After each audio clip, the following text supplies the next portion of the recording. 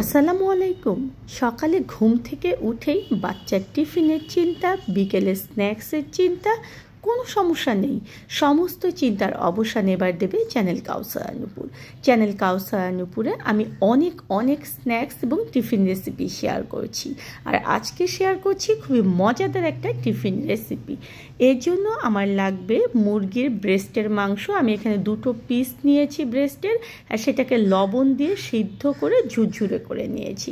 আর এর মধ্যে ব্যবহার করছি 4টে আলু সিদ্ধ করে থেতো করে নেওয়া। আর এখানে 4 পিস ব্রেড লাগবে। ব্রেড 4 পিস দেখুন যে আমি মাঝারি সাইজের নিয়েছি। আর একটু বেশি হলে কিন্তু খুব বেশি সমস্যা নেই।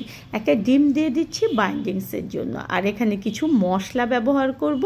তার আগে আমি এখানে ঝাল নিজের টেস্ট অনুযায়ী কাঁচামরিচের কুচি ব্যবহার করেছি, আর কিছুটা দেখুন যে পেঁয়াজ কুচি ব্যবহার করছি।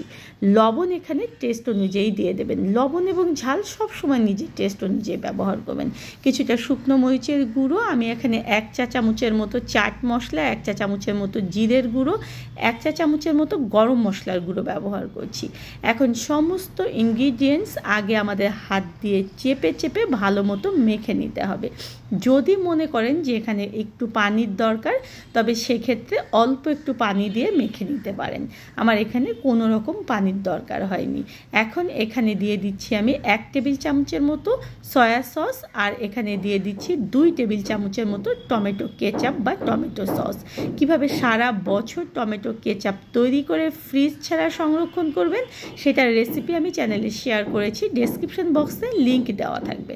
সমস্ত কিছু আমি আবার ভালো মতো দেখুন যে মেখে নিচ্ছি। মাখানোটা অবশ্যই ভালো মতো মেখে নিতে হবে, কারণ সমস্ত ইনগ্রিডিয়েন্টস যখন ভালো মতো মাখা হবে তখন এটার টেস্ট অনেক বেশি হবে। হাতের তালুতে দিয়ে দেখুন যেভাবে গোল করে নিচ্ছি। আর এভাবে গোল যদি ভালো মতো হয় তাহলে বুঝতে হবে যে বাইন্ডিংসটা ভালো হয়েছে। আর যদি না হয় তবে সেক্ষেত্রে আপনারা এখানে আরেকটু ডিম ব্যবহার করতে পারবেন।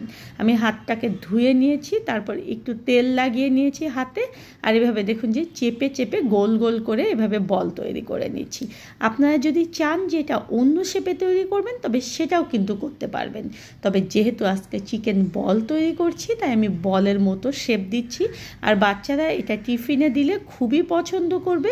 আমরা বল আকৃতি তৈরি করছি এই কারণে। 2 ডিমকে ভালো মতো ফেটিয়ে নিয়ে তার মধ্যে দেখুন যে একটা বল দিয়ে ভালো মতো কোট করে নিয়ে ব্রেড কামে ভালো মতো এটাকে আমি ঘুরিয়ে ঘুরিয়ে কোট করে নিচ্ছি। কেউ যদি ডাবল কোট করতে চান তাহলে এটাকে আবার ডিমের মধ্যে দিয়ে আবার আপনি ব্রেড কামে দিয়ে কোট করে নেবেন।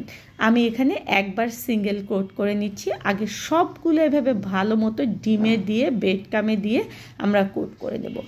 অনেক রেসিপি আমি শেয়ার করেছি, টিফিন রেসিপি। আপনারা অবশ্যই চ্যানেল কাউসার নূপুরে ঘুরে আসবেন। আর আপনাদের কারো যদি নতুন আরও কোনো রেসিপির চাহিদা থাকে তাহলে আমাকে কমেন্ট করবেন। দেখুন সবগুলো এভাবে আমি বানিয়ে নিয়েছি। এখন এটাকে 2 থেকে 3 ঘন্টার জন্য ডিপ ফ্রিজে রেখে দেবো। তারপর আমি জিপার ব্যাগ বা এয়ারটাইট ব্যাগে করে এটা করব।